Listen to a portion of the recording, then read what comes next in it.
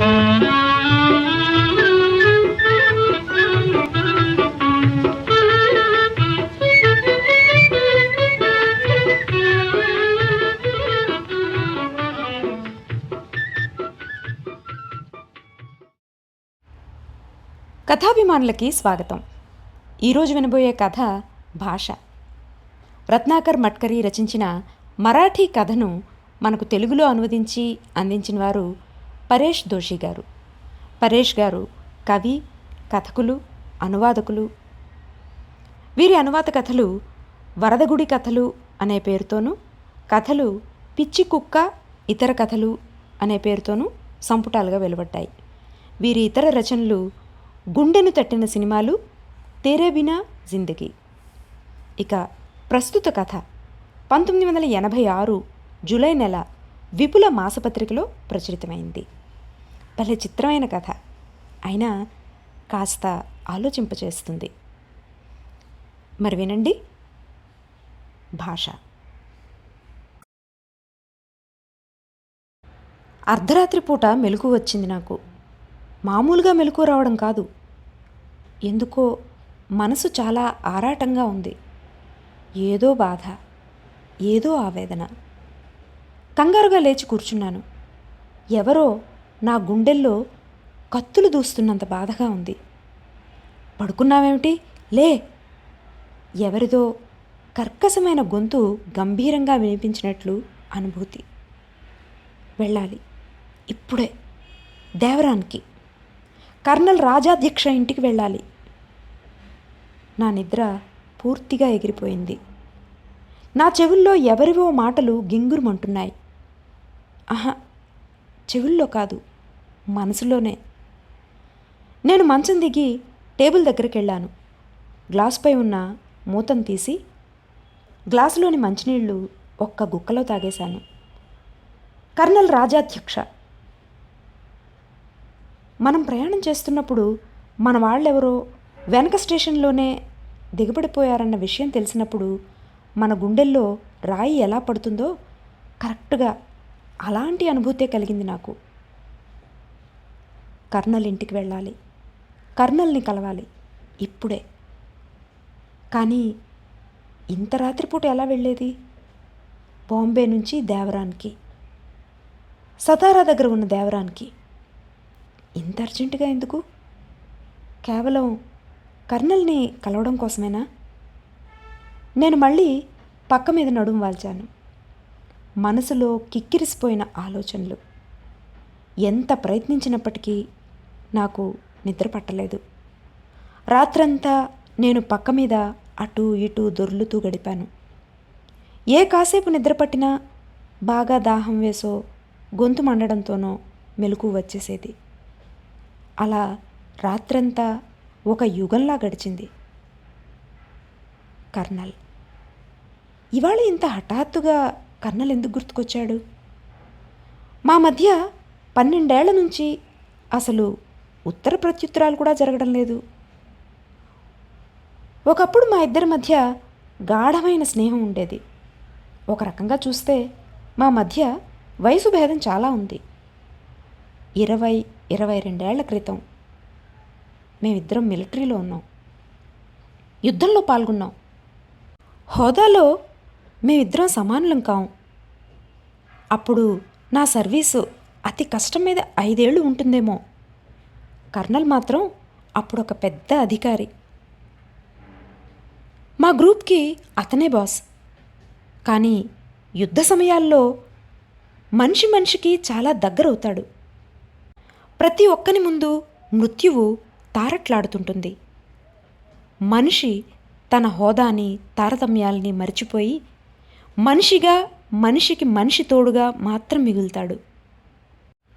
అలాంటి సమయంలోనే మేము గాఢ మిత్రులమైంది. పగలపూట నేను కర్నల్కి ఎన్ని శాల్యూట్లు చేసినా రాత్రి అయ్యేసరికి ఇద్దరం కలిసి రమ్ తాగుతూ కబుర్లు చెప్పుకునేవాళ్ళం.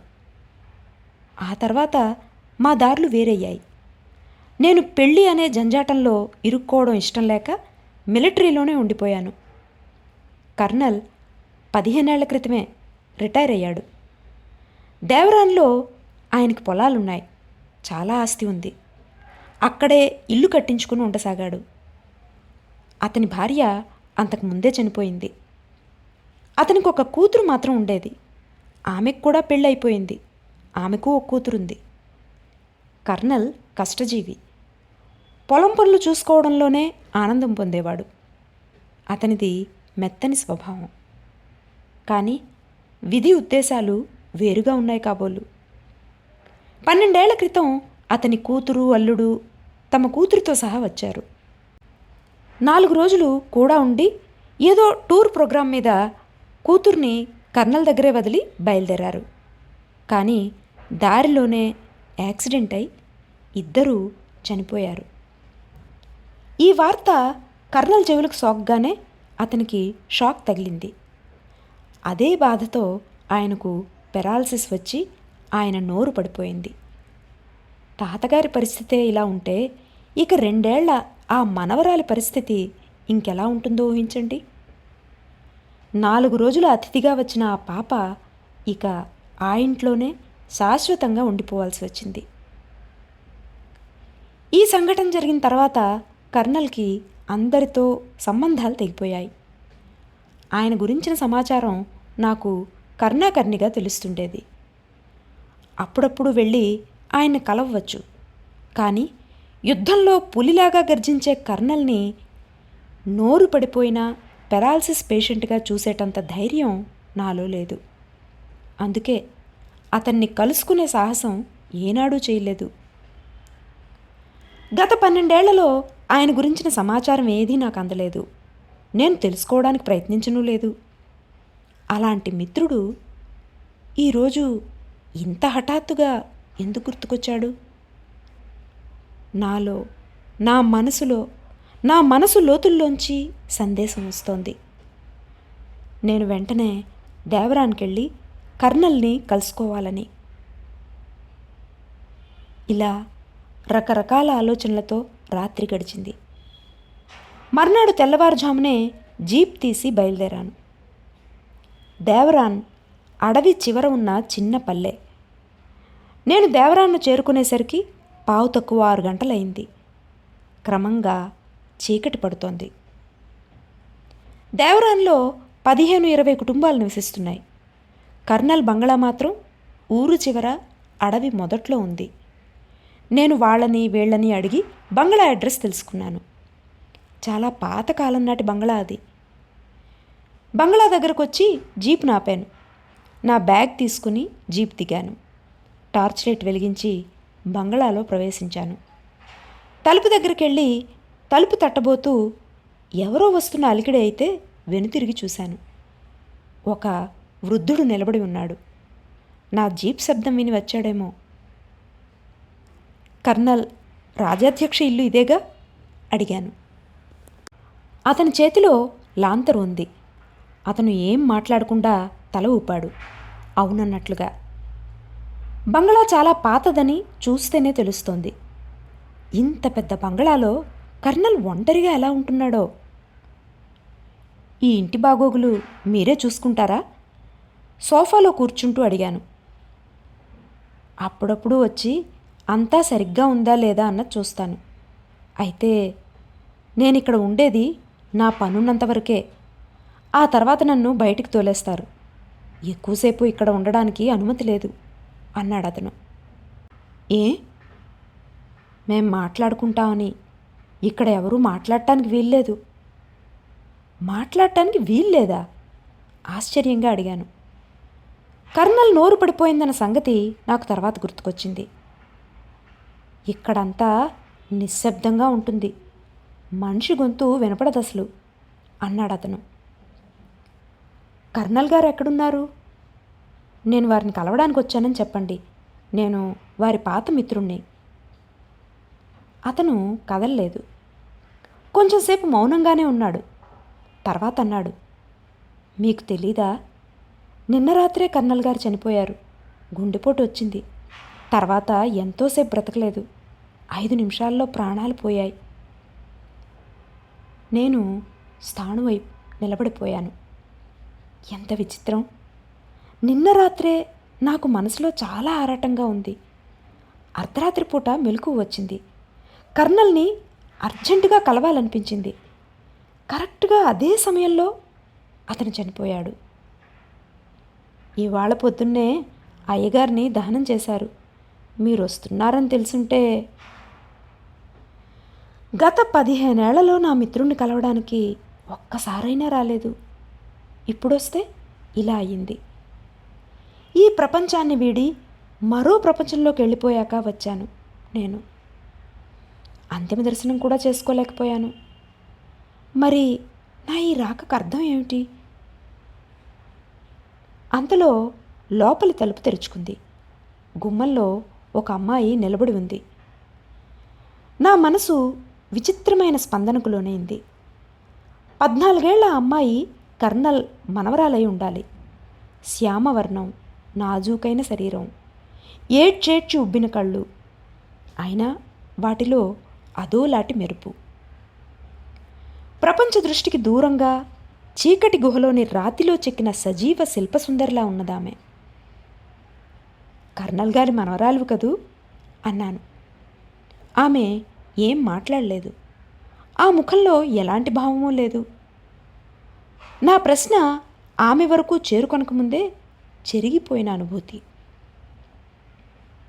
ఆమెనేం అడగవద్దు, ఆమెకు మాటలు అర్థం కావు అన్నాడు ఆ వృద్ధుడు.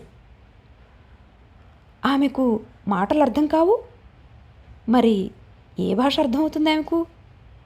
ఆశ్చర్యంగా అడిగాను. ఏ భాష రాదు, ఆమె మోగది. నేను మర్నాడు పొద్దున్న లేచేసరికి బాగా పొద్దెక్కింది. ప్రయాణపు బడలిక వలన బాగా నిద్రపట్టింది నాకు. బంగళా అంతా నిశ్శబ్దంగా ఉంది. నేను లేచేసరికి చెట్ల మీద పక్షుల కిలకిలారావములు వినపడుతున్నాయి. పట్టణపు రణగుణ ధ్వనులకు దూరంగా ఇక్కడి నిశ్శబ్దత నాకు చాలా నచ్చింది. నేను కాలకృత్యాలు తీర్చుకుని కిందకొచ్చేసరికి టీ రెడీగా ఉంది. ఆ అమ్మాయే టీ చేసి ఉంటుంది. ఎందుకంటే అంత పెద్ద బంగళాలో నాకు ఇంకెవ్వరూ కనపడలేదు. టీ తాగాక అలా బయటకు బయలుదేరాను. తెల్లారే వర్షం వచ్చి వెలిసినట్లుంది. ఇంకా చెట్ల ఆకులకు నీటి చుక్కలు వేలాడుతున్నాయి. నేల కూడా కాస్త తడిగానే ఉంది. మట్టి వాసన వస్తోంది. చుట్టూ చెట్ల పచ్చదనం, నేల కింద ఎండుటాకుల బిచానా. కర్నల్ మరణం పట్ల బాధ, అతని మనవరాలు గురించిన కుతూహలం, ఇక ముందేం చెయ్యాలన్న చింత ఇవేవీ లేవు మనసులో. మనసు అదో రకమైన తృప్తితో, ఆనందంతో నిండి ఉంది. గత 15 ఏళ్లుగా నేను ఇదే ఆలోచిస్తూ ఉన్నా.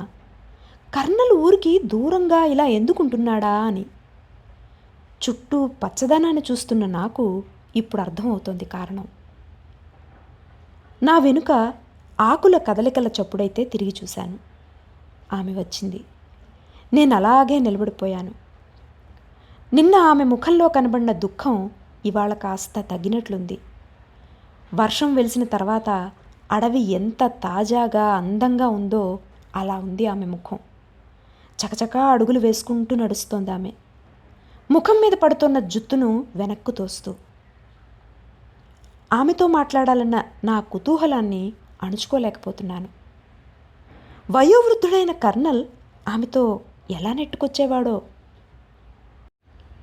మాటలు రాని ఆమె, నోరు పడిపోయిన ఆయన ఒకరి భావాలు మరొకరికి ఎలా తెలియపరిచేవారో. ఇవన్నీ ఆమెను అడిగి తెలుసుకోవాలనుంది. కానీ అది సాధ్యం కాదు. నోరు పడిపోయిన కర్నల్ మనవరాలు కూడా మూగది. ఎంత కాకతాళీయం! ఒకటి మాత్రం నిశ్చయం, నా పట్ల ఆమెకు ఏదో ఆత్మీయత ఉండి ఉండాలి. నాలో ఆమెకు విశ్వాసం ఉండి ఉండాలి. లేకపోతే తనంతట తాను నాతో ఇలా బయలుదేరేది కాదు. పక్షుల కిలకిలా రావాలను ఆమె ఆనందంగా చూస్తోంది. అంటే ఆమె మూగదైనా చెమిటిది మాత్రం కాదన్నమాట. మేము నడుస్తూ అడవి చివరికి వచ్చేసాం. అక్కడి నుంచే ఊరు మొదలవుతుంది. నేను ఆగిపోయాను. ఆమె కూడా ఆగిపోయింది. తర్వాత ఆమె వెనుతిరిగి వేగంగా అడుగులేసుకుంటూ వెళ్ళిపోయింది. ఆమె అలా ఎందుకు వెళ్ళిపోవాల్సి వచ్చిందో నాకు అర్థం కాలేదు. కేక వేసి ఆమెను ఆపాలి అనుకోవడం తప్ప ఆపలేదు నేను ఆమె వెనుకే పరిగెత్తి సైగల ద్వారా ఆమెను ఆగమని చెప్పాను. ఆమె ఆగింది. ముఖంలో ఏదో బాధ, భయం. ఇక ఏడ్చేస్తుందేమో అన్నట్లుగా ఉంది ఆమె ముఖం. అందించిపోయిన నా చెయ్యిని విదిలించి పారిపోయింది. ఏమైంది ఆమెకు? ఊళ్ళోకి రాగానే ఆమెకు భయం వేసిందా? ఊళ్ళో కర్నల్ గురించి 4-5 దగ్గర వాకప్ చేశాను. ఎవరికీ అతని గురించి తెలియదన్నారు. అస్వస్థత మూలంగా దాదాపు అన్నేళ్ళు ఆయన అజ్ఞాతవాసం చేసినట్లే. ఇదివరకటి ఆయన అట్టహాసం, కంచుకంఠం నాకు గుర్తుకొచ్చాయి. తరువాత ఆయన నోరు పడిపోయింది, గొంతు పోయింది, మాటలు పోయాయి. అందుకనేమో మనుషులు కూడా దూరం అయిపోయారు. మనిషి జీవితంలో మాటలకెంత మహత్యం ఉంది. ఓటమి స్వీకరించడం కర్నల్ స్వభావంలోనే లేదు. విజయం సాధించేదాకా విశ్రమించని మనిషి ఆయన. అయితే ఈ విషయంలో మాత్రం ఓటమిని స్వీకరించి ఉంటాడా? గత 12 ఏళ్లుగా మనుషులకు దూరంగా మృతజీవిలా ఆయన ఎలా బ్రతికాడో. కర్నల్ మనవరాల్ని అక్కడ ఒంటరిగా వదలలేక నాతో పాటు బొంబాయికి తీసుకెళ్లాలని నిర్ణయించాను. అయితే నాతో ఉండడం ఆమెకు అనుకూలంగా ఉంటుందో లేదో. అడిగినప్పుడు ఆమె ప్రతికూలత చూపించలేదు. సరికదా, నేను జీప్ తీయగానే మౌనంగా వచ్చి నా జీప్లో కూర్చుంది. నేను జీప్ స్టార్ట్ చేసేసరికి ఆమె మళ్ళీ పొద్దుటిలాగా ప్రఫుల్లిత అయ్యింది. జీప్లోంచి బయటకు చూస్తూ కూర్చుంది. మనుషుల కంటే ఆ చెట్లు, కొండలు, నీళ్లు, గాలి తన స్వజనులు అయినట్లు. ఆమెతో మాట్లాడాలని ప్రయత్నించాను, కానీ ఆమెకు నా మాటలు అర్థమైనట్లు కనపడలేదు. బొంబాయిలోని నా మిత్రుడైన ఒక డాక్టర్కు ఫోన్ చేసి ఇదంతా వివరించాను. ఆయన ఈ అమ్మాయిని తీసుకొని రమ్మన్నాడు. మర్నాడు ఆ అమ్మాయిని పరీక్ష చేసి, ఈ అమ్మాయి శ్రవణశక్తి లక్షణంగా ఉంది అన్నాడు. ఆ మాట నేను ముందే గ్రహించాను. ఎందుకంటే ప్రతి చిన్న శబ్దానికి ఆమె స్పందిస్తోంది. కానీ మనం ఏదైనా మాట్లాడితే ఆమె ముఖం పాలిపోతుంది. బహుశా ఆమె శబ్దాలకు ప్రతిస్పందిస్తున్న మాటలను వినలేకపోతోందేమో. అదెలా సాధ్యం? శబ్దాలు వినపడితే మాటలు వినపడవా? గత 12 ఏళ్ల నుంచి ఆమెతో ఎవరూ మాట్లాడలేదు. ఎవరు మాట్లాడతారు? ఆ ఇంట్లోకి ఎవరి రాకపోకలు లేవు. ఒక తాతగారు ఉండేవారు, ఆయనకు నోరు పడిపోయింది. నౌకర్లు కొద్దిసేపు ఉంటారు, కానీ వాళ్ళు మాట్లాడడానికి వీల్లేదు. కానీ కర్నల్ అలా ఎందుకు చేశారు? తను మాట్లాడలేకపోతే మిగతా వాళ్ళని మాట్లాడవద్దనేటంత దుష్టత్వానికి ఎందుకు పాల్పడ్డారు? You never know. అకస్మాత్తుగా మనిషికి ఏదైనా లోటు వచ్చినా, లోపం జరిగినా స్వభావంలో మార్పు వచ్చేస్తుంది. ఆ అమ్మాయికి మాటలు వినే అవకాశమే రాలేదు. మాటలతో పరిచయం లేక ఈ అమ్మాయి మాట్లాడలేకపోతుందేమో. ఎగ్జాక్ట్లీ, నేను టెస్ట్ చేశాను. She otherwise all right. అంటే మీ ఉద్దేశం నేర్పిస్తే మాట్లాడటం నేర్చుకోగలదంటారా? అడిగాను ఆనందంగా. 90% ఛాన్సెస్ ఉన్నాయి. నాకు కావాల్సింది అదే. నా స్నేహితులు కొందరు ఆమెను చెమిటి మూగవాళ్ల హాస్టల్లో చేర్చమని సలహా ఇచ్చారు. కానీ ఆమెకు మాటలు నేర్పేందుకు జైవంత్ మాస్టర్ని ట్యూషన్కు కుదిర్చాను. మాస్టర్ గారు ట్యూషన్ చెప్పిన మొదటి 3 రోజులు నేను ఎదుటే ఉన్నాను. మాస్టారు ఎంత మాట్లాడినా ఆమెకు అక్షరం ముక్క అయినా అర్థం కాదు. మాటలు వెలువడగానే ఆమె దెబ్బతిన్న పక్షిలాగా భయంగా చూసేది. మాటలు ఆమెను కష్టపెడుతున్నట్లు అనిపించేది. ఆసరా కోసం, సహాయం కోసం అటూ ఇటూ చూసేది. మాటల ఆక్రమణ నుంచి తప్పించుకోవడానికి శతవిధాలా ప్రయత్నించేది. ట్యూషన్ పూర్తి కాగానే బాగా అలిసిపోయి సొమ్మసిల్లి పక్క మీద వాలేది. నేను ఆమె భయం పోగొట్టడానికి వీపు నిమిరేవాణ్ణి. ఆమె చిన్న పిల్లల భయంతో నన్ను కరుచుకుపోయేది. ఆమె మాటలను నేర్చుకోవటం అనేది అంత ఆశాజనకంగా లేదు. అయినా మాస్టారు తన ప్రయత్నాలు తాను చేస్తూనే ఉన్నాడు. వారం గడిచింది. ఒకరోజు నేను ఆఫీస్లో కూర్చొని ఉన్నాను. అంతలో ఎవరో గట్టిగా కేక వేసినట్లు అనుభూతి. నేను ఉలిక్కి పడ్డాను. కిటికీ దగ్గరకెళ్ళి బయటికి చూస్తే ఎవరూ లేరు. మనసులో ఏదో ఊహ కదిలింది. జీప్ ఎక్కి వెంటనే ఇంటికెళ్ళాను. ముందు గదిలో మాస్టర్ గారు కూర్చుని ఉన్నారు. లోపలి గది తలుపులు బయట నుంచి మూసి ఉన్నాయి. నేను అటు వెళ్ళబోతుంటే మాస్టర్ గారు అటకాయించారు. తలుపు తీయకండి, నేను ఒక ప్రయోగం చేస్తున్నాను అన్నారాయన. అంతలో లోపల నుంచి అరుపులు, ఆర్తనాదాలు వినిపించాయి. మాస్టర్ గారి మాటల్ని లెక్క చేయకుండా తలుపు తీశాను. లోపల చూసి స్థాణువై నిలబడిపోయాను. పాములు, తేళ్ళు చూసి భయంతో వణికిపోతున్నట్లుగా వణికిపోతోందామె. ముడుచుకుపోయి ఉంది. భయచంచలితమైన ఆమె కళ్ళు ఒక్క వస్తువునే చూస్తున్నాయి. అది టేప్ రికార్డర్. అందులోంచి వెలువడుతున్నాయి మాటలు, మాటలు, మాటలు. నేను పరిగెత్తుకుంటూ వెళ్ళి వెంటనే ఆ టేప్ రికార్డర్ని కట్టేశాను. ఆమె దగ్గరకు వెళ్ళగానే ఆమె నన్ను భయంతో కరుచుకుపోయింది. ఏం భయం లేదు, నే వచ్చేసాగా అన్న భావంతో ఆమె వీపు నిమిరాను. ఎదుట ఎవరూ లేకపోతే మాటల్లో ఆమెకు ఆసక్తి కలుగుతుందనుకున్నాను అన్నాడు మాస్టర్. మనిషికి మనిషి తోడు ఉన్నప్పుడే ఏదైనా తేలిగ్గా నేర్చుకోగలుగుతాడు. ఈరోజు మాటల దాడిని ఆమె భరించలేకపోయింది. మాటల అత్యాచారాన్ని సహించలేకపోయింది. ఆమె మాటలకు భయపడుతోందని మీరెందుకు అర్థం చేసుకోరు? మాటలకు భయపడుతోందా?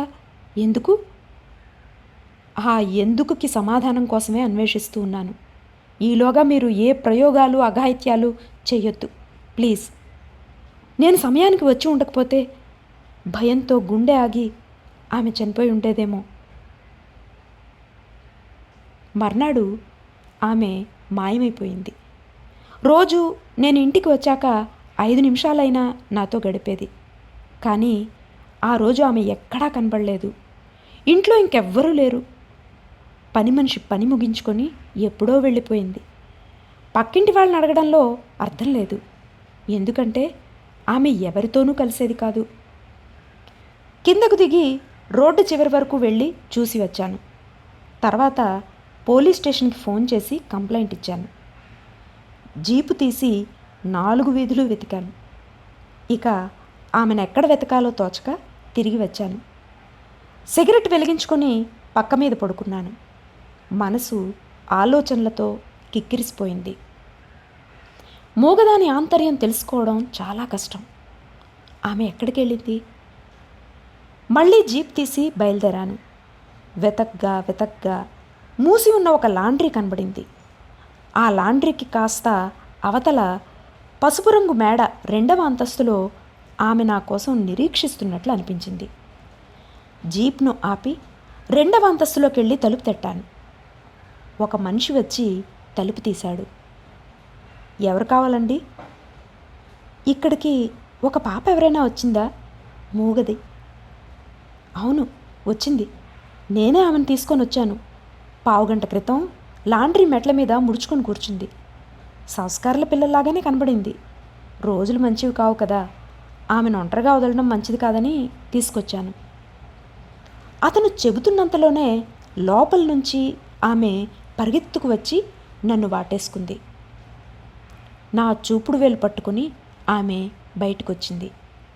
జీప్లో నన్ను ఆనుకునే కూర్చుంది.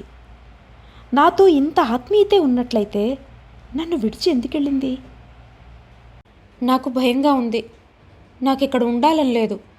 నేను దేవరానికి వెళ్ళిపోవాలని బయలుదేరాను. కానీ దారి మర్చిపోయాను. అంతలో మోటార్లు, మనుషులు, కోలాహలం వీటికి భయపడిపోయి మెట్ల మీద కూర్చుండిపోయాను. అందుకే మిమ్మల్ని కేకేశాను. ఇదంతా ఎవరు చెప్తున్నారు నాతో? నేను ఆమె వైపు చూశాను. ఆమె ఏకాగ్ర చిత్తంతో నన్నే చూస్తూ కూర్చుంది. నాకేదో అస్పష్టంగా అర్థమవుతోంది. 4 రోజుల తర్వాత ఒక అతను రాత్రివేళ నన్ను వెతుక్కుంటూ వచ్చాడు. నేను కర్నల్ రాజ్యాధ్యక్ష సొలిసిటర్ని.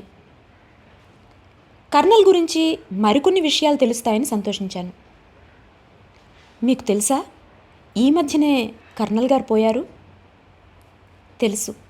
నేను దేవరానికి వెళ్ళి వచ్చాను. కర్నల్ మనవరాల్ని కూడా తీసుకొచ్చాను. అతను ఉలిక్కిపడ్డాడు. మీరు తీసుకొచ్చారా? అవును. ఏ? కర్నల్ గారి విల్లు ప్రకారం ఆయన తదనంతరం ఆయన ఎస్టేటు, బంగళా అన్నీ ఆమెకే చెందుతాయి. ఎవరైనా ఆమెను మభ్యపెట్టి ఆమె ఆస్తంతా కాజేస్తే మరలా ఆమె అనాథ అవుతుందేమోనని భయపడుతూ ఉండేవారు కర్నల్ గారు. అందుకే ఆమె పెద్దదయ్యేదాకా ఆమెకు గార్డియన్గా మిమ్మల్ని నియమించారు. తన మనవరాల గురించి ఇంకేమైనా చెప్పారా ఆయన? లేదు. ఏ? ఏం లేదు, ఊరికినే అడిగాను. కర్నల్ గారు విల్లు రాసి నెల కాకుండానే పోయారు. నాకు 2 రోజుల క్రితమే తెలిసింది ఆయన పోయినట్లు. మరి మీకెలా తెలిసింది? ఈ సొలిసిటర్ నుంచి నేనేదో తెలుసుకుంటాననుకున్నాను, కానీ ఆయనకి ఏం తెలీదు. ఎస్టేట్ పని మీద నేను దేవరానికి వెళ్లాల్సి వచ్చింది. ఈసారి ఎస్టేట్ యజమానిగా వెళ్ళాను. ఎస్టేట్ బాధ్యత నాకు అప్పచెప్పబడింది కదా. నౌకర్లను, పనివాళ్లను పిలిచి బంగ్లాని క్లీన్ చేయించాను. కర్నల్ బుక్ షెల్ఫ్లో ఆయన వ్రాసిన 14-15 డైరీలు కనపడ్డాయి. చిన్న అక్షరాల్లో ఇంగ్లీష్లో రాసింది. ఇప్పుడు కర్నల్ 15 ఏళ్ల జీవితం నా కళ్ళ ఎదుటే ఉంది. నేను వెంటనే డైరీ తీసి చదవటం మొదలుపెట్టాను. విధి చేయు వింతలన్నీ మతిలేని చేతలేనని మరోసారి రుజువైంది. నా మనవరాల్ని ఆమె తల్లిదండ్రులు కొద్ది కాలం కోసం నా దగ్గర విడిచి వెళ్ళారు. కానీ నా మనవరాలకి ఇక్కడే ఉండిపోవాల్సిన పరిస్థితి ఏర్పడింది. నాలాంటి నిరాధార వృద్ధుడు పాపను ఎలా పెంచుతాడు? ఎవరితో చెప్పుకోను నా కష్టం? ఆమెను ఎక్కడికి పంపను? అనాథాశ్రమానికా? అమ్మాయి, ఏడవకమ్మా. నాకే మాట్లాడడం వచ్చి ఉంటే నేను ఈ మాత్రమైనా చెప్పగలిగి ఉండేవాణ్ణి.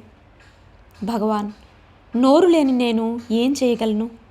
నేను మాట్లాడగలిగితే ఆమెను పెంచడం ఎంత సులభమై ఉండేది. ఇలాంటి పరిస్థితుల్లో ఈమెను నా దగ్గరికి పంపి దేవుడిలా నన్ను అపహాస్యం చేస్తున్నాడు. భగవాన్, నీ లీలలు విచిత్రం. నాకు తోడు కోసం పంపావా? ఏమో, ఒక రకంగా సంతోషంగానే ఉంది, కానీ నేను ఆమెతో మాట్లాడలేనన్న బాధ కూడా ఉంది. ఎంత చేరువైంది పాప. తాతంటే ఎంత ప్రేమో. విధిని ఎంతసేపని నిందిస్తాం? మనిషికి ఏదీ అసాధ్యం కాదంటారు కదా. మరి నేను నా దురదృష్టాన్ని ఎందుకు ఓడించలేను? ఇవాళ నా ఆలోచనలు ఫలించాయి. నాకు కొత్త దారి కనపడింది ఈరోజు. కానీ అది చాలా కష్టమైనదే. ఇన్నాళ్ళు నా జిజ్ఞాసతోనే దీన్ని అధ్యయించాను. ఇవాళ నేనే ప్రయోగం చేసే అవకాశం దొరికింది. అమ్మాయికి నా మీద అపారమైన నమ్మకం, విశ్వాసం. అది పూర్తిగా నా మీదే ఆధారపడి ఉంది. ప్రయోగం ఎంత కష్టమైనా నేను విజయం సాధించేదాకా నిద్రపోను. నేను మిలిటరీ మనిషిని, క్రమశిక్షణ తెలిసిన వాణ్ణి, పట్టుదల ఉన్నవాణ్ణి. పైగా ఇప్పుడు నాకు బోలెడంత తీరిక. ఈ విషయంలో విజయం సాధించడమే నా జీవిత లక్ష్యం. మనసును ఏకాగ్రతలో ఉంచి ఆలోచనను తీవ్రతరం చేయడం ద్వారా మనసుకు సూచనలు ఇవ్వడం. అయితే ఆమె మనసు నా సూచనలను గ్రహిస్తుందా?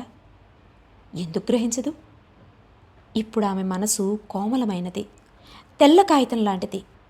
పైగా ఆమెకు నాలో విశ్వాసం ఉంది, నాపై ప్రేమ ఉంది. హే భగవాన్, నా పనిలో కృతార్థుణ్ణయ్యేలాగా దీవించు.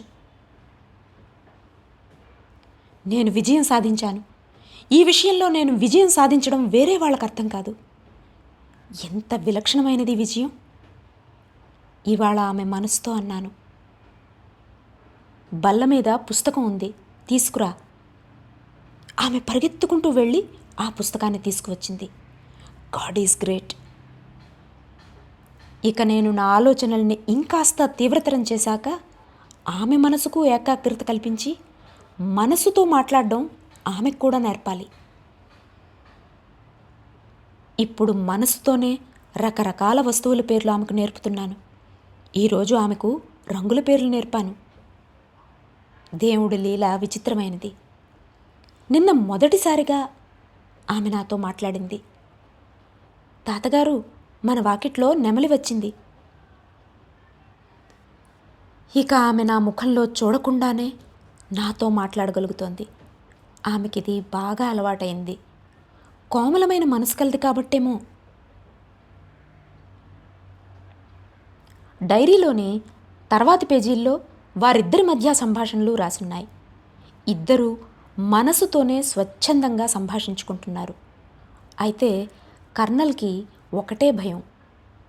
అది తన మనవరాలి చెవుల్లో ఇతరుల మాటలు పడితే ఆమెకు కూడా మామూలుగా మాట్లాడడం వచ్చేస్తే ఆమె ఇలా మనసుతో మాట్లాడటం మర్చిపోతుంది. అందుకే మాటలతో పరిచయం లేకుండానే పెరిగింది ఆమె. అయితే ఆమెకి ఏదైనా కష్టం వచ్చినప్పుడు మనసుతోనే నాకు సూచనలు పంపేదా?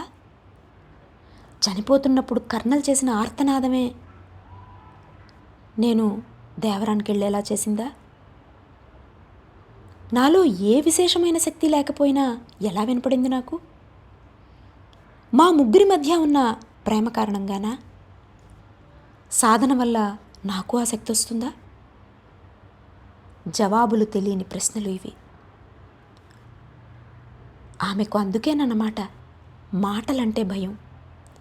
చిన్నప్పటి నుంచి వర్షం చప్పుడు, పక్షుల కిలకిలారావాలు, అడవిలోని అర్ధరాత్రి పూట నిశ్శబ్దత, గుహల్లోని గాంభీర్యం, సముద్రపు నీరవత, గర్భంలోని నిశ్శబ్దత, మరణాంతర శాంతి తెలుసు. కానీ మాటలే తెలియవు. ఆమెకు తెలిసినవన్నీ అందరికీ తెలిస్తే మనిషి మాటల అవసరం లేకుండానే మరో మనిషితో మాట్లాడగలుగుతాడు. కర్నల్ బాధ్యత ఇక నుంచి నా బాధ్యత. ఆమె మనసుతో మాట్లాడటం నేర్చుకుంటాను, ఎంత కష్టమైనా సరే. మానవారణ్యపు కోలాహలంలోకి ఆమెను నెట్టను. నా నిర్ణయాన్ని మనసులోనే పటిష్టం చేసుకున్నాను. ఇంటికెళ్ళి మెట్లెక్కుతూ మనసులోనే గట్టిగా కేకేశాను. కానీ ఆమె కనపడలేదు.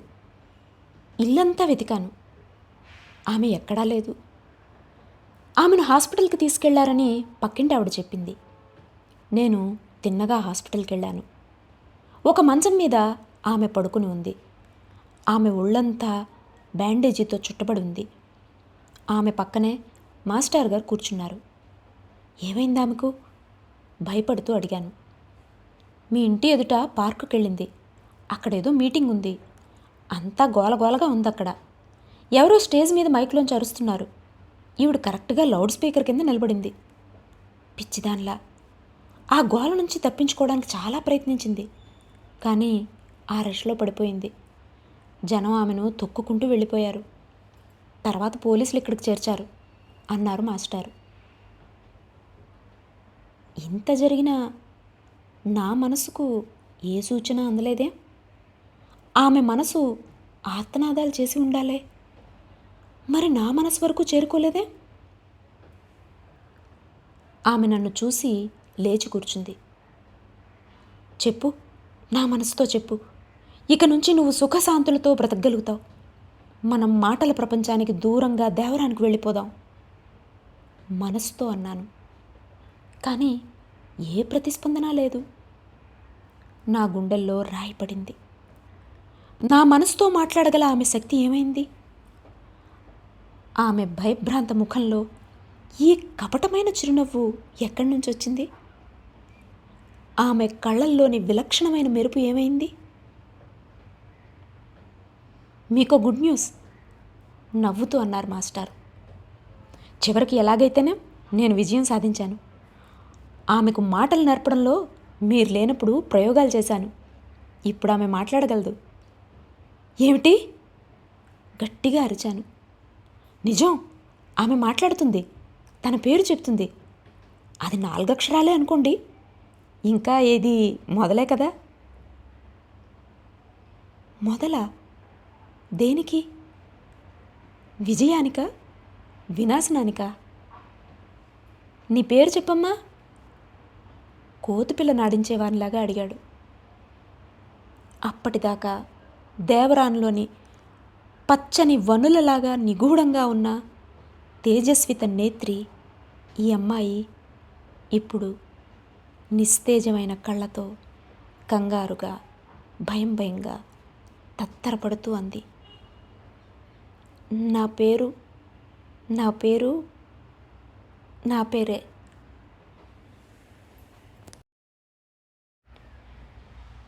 ఇది భాష కథ.